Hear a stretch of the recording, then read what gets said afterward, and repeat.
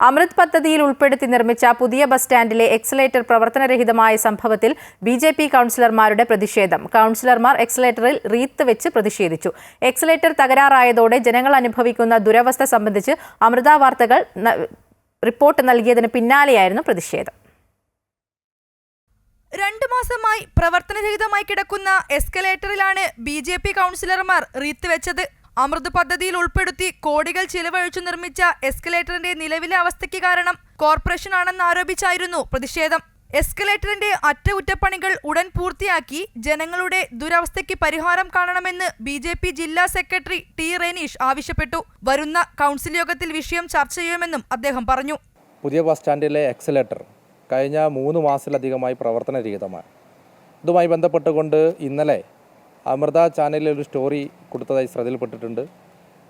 കഴിഞ്ഞ തവണ നമ്മൾ ഈ വിഷയം കൗൺസിലിൽ അവതരിപ്പിച്ചിട്ടുള്ളതാണ്. ഇന്ന് അതിശക്തമായ സമരങ്ങൾക്ക് BJP നേതൃത്വം കൊടുക്കാൻ തീരുമാനിച്ചു. അതിൻ്റെ ഭാഗമായിട്ട് ഇന്ന് കൗൺസിലർമാരുടെ നേതൃത്വത്തിൽ റീത്ത് വെച്ചുകൊണ്ടാണെന്ന് പ്രതിഷേധിച്ചിട്ടുള്ളത്. നാളെ നടക്കുന്ന കൗൺസിലിനകത്ത് ശ്രദ്ധ ക്ഷണിക്കൽ കൊണ്ടുവരാൻ തീരുമാനിച്ചിട്ടുണ്ട്.